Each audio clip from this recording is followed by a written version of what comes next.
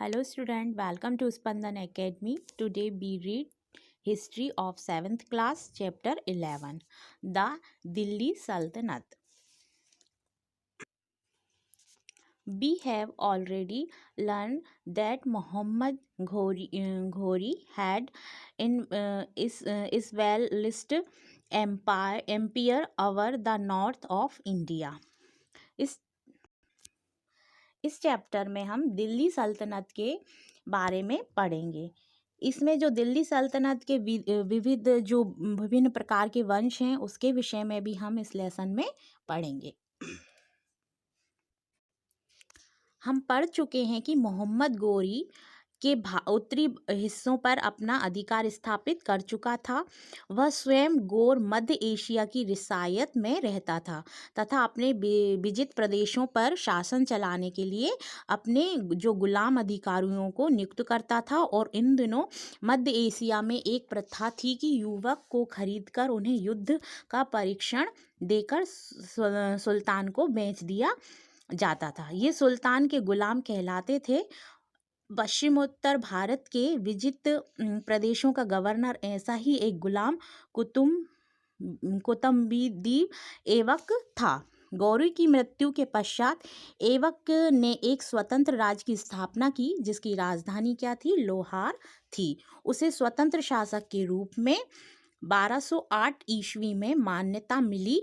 यहाँ से दिल्ली सल्तनत का शासन प्रारंभ हुआ। The slab dynasty 1206 to 1290 AD। गुलाम वंश, इसमें अपन गुलाम वंश के विषय में पढ़ेंगे जो 1206 से 1290 ईस्वी तक के में रहा है। तो इसमें आता है कुतुबुद्दीन ऐबक। कुतुबुद्दीन ऐबक गुलाम वंश का स्थापक था। मोहम्मद गोरी के जो प्रतिनिधि के रूप में उसे झांसी, अजमेर, दिल्ली, मेरठ, बुलंदशहर, कन्नौज, अलीगढ़, रणथ, भोर, गुजरात पर विजय प्राप्त की। जो सुल्तान के रूप में अपने गजनी के शासक इलदौर के साथ कूटनीति प्रयासों के से अपने राज्य की उसने क्या रक्षा की। और सिंध और मुल्तान के जो शासक थे कुवेचा से बढ़ी हुई शक्ति का दमन किया और बंगाल और बिहार के जो शासकों को अपने अधीनता स्वीकार करने के लिए विवश करा। इसमें जो ऐबक को भवन निर्माण में रुचि थी उसने दिल्ली में क्या बनवाया? कुतुब मीनार, इस्लाम मस्जिद तथा अजमेर में अढ़ाई दिन का झोपड़ा निर्माण कराया। कुतुबुद्दीन की जो मृत्यु के पश्चात उसका जो पुत्र था मतलब बेटा था आराम शाह गद्दी पर बिठाया गया, उसको राजा बनाया गया। किंतु आयोग होने के कारण दिल्ली के नागरिकों ने उसे प्रधान कांजी की सलाह से ऐबक के दामाद इल्तुतमिश को शासन पर बिठाने के लिए आमंत्रित किया और आराम शाह परास्त हुआ और उसका वध कर दिया और उसको दिल्ली का सुल्तान बना दिया। इल्तुतमिश, अब इल्तुतमिश के विषय में हम पढ़ेंगे जिसका शासन रहा है 1211 to 1236 AD। इल्तुतमिश को उत्तरी भारत में जो तुर्की राज्य का वास्तविक स्थापक बनाया जाता था। गद्दी पर बिठाने के पश्चात उसे आंतरिक और बाहरी समस्याओं का सामना करना पड़ा। उसे अमीर सरदारों के विरोध का दमन किया जिसमें मुख्यतः कुवेचा, इलदौज और एवं बंगाल के विरोधी शासक जालोर और रथ भोर के जो शासक थे जो ऐबक की मृत्यु के पश्चात स्वतंत्र हो गए। उनकी बढ़ती हुई शक्ति का दमन किया और मंगोल आक्रमण से अपने राज्य की रक्षा उन्होंने की और उसकी मृत्यु कब हुई? 1236 ईस्वी में उसकी मृत्यु हो गई। रजिया सुल्तान, अब हम रजिया सुल्तान के विषय में पढ़ेंगे। इसका शासक कब से कब तक रहा? 1236 to 1240 AD। इल्तुतमिश के जो पुत्र आयोग थे है ना, इस कारण उनकी ने अपनी योग्य जो पुत्री थी रजिया उसको उत्तराधिकारी बनाया। रजिया पुरुषों के समान वस्त्र पहनकर दरबार में बैठती थी एवं युद्धों का नेतृत्व करती थी। अमीर तुर्की शासक इसे बर्दाश्त नहीं कर सके और उसके विरुद्ध उन्होंने क्या करा, षड्यंत्र करा और विद्रोह करने लगे। इसमें सबसे सशक्त विद्रोह भंडिडा के जो गवर्नर थे अल्तुनिया के नेतृत्व में हुआ, जिसे दबाने के लिए रजिया ने लाहौर पर चढ़ाई कर दी और युद्ध में उसका जो सेनापति था याकूत मारा गया एवं रजिया को बंदी बना लिया। बाद में जो रजिया ने अल्तुनिया से विवाह कर लिया और दोनों ने मिलकर दिल्ली पर चढ़ाई कर दी, जिसमें रजिया क्या हुई, पराजित हुई और अंत उसकी हत्या कर दी। रजिया के पश्चात बहराम शाह और उलाउद्दीन और नसरुद्दीन मोहम्मद तक सुल्तान बने, किंतु वे सभी क्या थे, अयोग्य थे। इसके बाद हम पढ़ेंगे बलबन के विषय में, जिसका शासक है 1266 टू 1286 AD। इस समय क्या हुआ, 40 तुर्की अमीरों का जो दल था अत्यधिक शक्तिशाली हो गया। 1246 में इस दल ने इल्तुतमिश का जो पौत्र नसरुद्दीन मोहम्मद को सुल्तान बनाया गया। महमूद ने बलबन नामक अमीर को अपना वजीर नियुक्त किया और संतानहीन नसरुद्दीन की मृत्यु के पश्चात बर्जील बलबन स्वयं सुल्तान बन गया।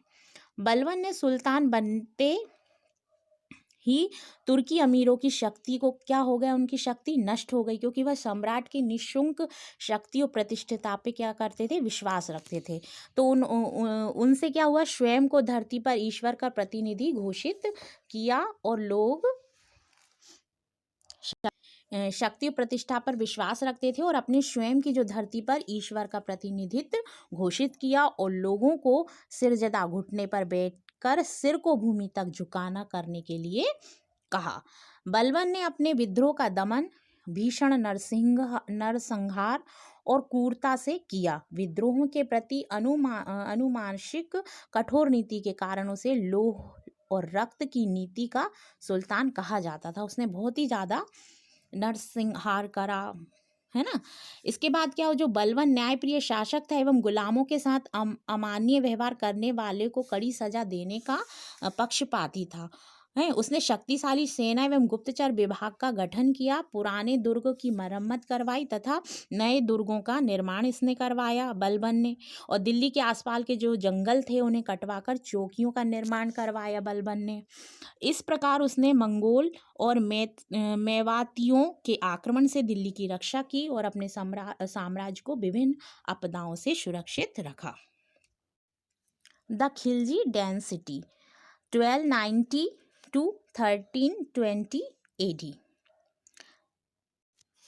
अब हम इसमें पढ़ेंगे खिलजी के वंश के विषय में। जलाउद्दीन खिलजी, जलाउद्दीन खिलजी का क्या रहा है, जो जलाउद्दीन खिलजी था, खिलजी वंश का क्या था, संस्थापक था।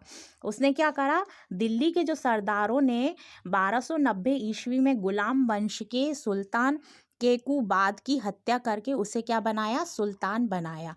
जिस समय वह गद्दी पर बैठा था उसकी आयु कितनी थी, 70 वर्ष की थी एवं वह सहजपूर्ण कार्य करने में क्या था, सक्षम था। जलाउद्दीन का भतीजा अलाउद्दीन अवध का सूबेदार था। उसने देवगिरी पर आक्रमण किया, उसे जीता, अपार धन और दौलत को लेकर वो लौटा, मतलब लूट मार करी। अत्यधिक महत्वाकांक्षी होने के कारण उसे अपना चाचा एवं ससुर जलाउद्दीन का वध किया और स्वयं वह गद्दी पर बैठ गया। इसके बाद है अलाउद्दीन खिलजी। इसका शासक कितना रहा, 1296 टू 1360 AD। अलाउद्दीन साम्राज्य विस्तार की नीति पे क्या रखता था, विश्वास रखता था और वह विश्व का क्या बनना चाहता था, विजेता बनना चाहता था। उसने दूसरे सिकंदर ए सानी कहलाता था। उसने गुजरात, राजस्थान, उज्जैन, चंदेरी एवं मांडव पर क्या करा, विजय प्राप्त की। और उत्तर प्रदेश में जो विजय प्राप्त करने के बाद मालिक काफून के नेतृत्व में दक्षिण भारत के देवगिरी, बाररंगल, द्वार समुद्र और राजाओं को पराजित किया। मंगोलों में कई बार आक्रमण करके उन्हें वह रोकता रहा। मिलिट्री रिफॉर्म्स, सैनिक सुधार में क्या हुआ है, जो अलाउद्दीन की जो विजय का श्रेय उसकी सुगठित सेना को दिया जाता है। सैनिक की नियुक्ति उसकी योग्यता के आधार पर की जाती थी और सैनिक के रूप, रंग, काठी पर पूर्ण विवरण रखा जाता था। ये अलाउद्दीन खिलजी के साम्राज्य के विषय में ये आपको एक मैप दिया है। अलाउद्दीन खिलजी का साम्राज्य का ये मानचित्र दिया गया है। मार्केट रिफॉर्म्स, बाजार नियंत्रण।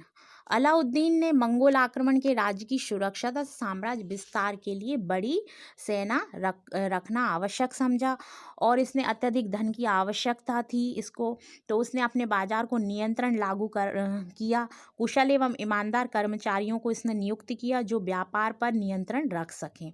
वस्तुओं की कीमतें निश्चित की और दुकानदार द्वारा बाजारों के जो नियम का पालन न करे उस पर कठोर दंड दिया जाए और बाजार के भाव पर उसने निगरानी रखी। उसके लिए उसने गुप्तचरों की व्यवस्थाएं की और अकाल पड़ने पर गोदामों से अन्न की पूर्ति की जाती थी। रिवेन्यू पॉलिसी, इसने राजस्व नीति अपनाई जिसमें भूमि के माप के आधार पर लगान का निर्धारण किया।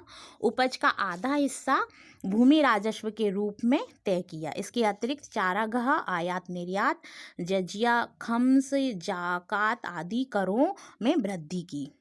और 1316 ईस्वी में अलाउद्दीन की क्या हो गई, मृत्यु हो गई और 1320 ईस्वी में गयासुद्दीन तुगलक ने खिलजी वंश के अंतिम शासक नासिर उलाद्दीन खुसारो शाह की हत्या करके स्वयं को सुल्तान घोषित किया।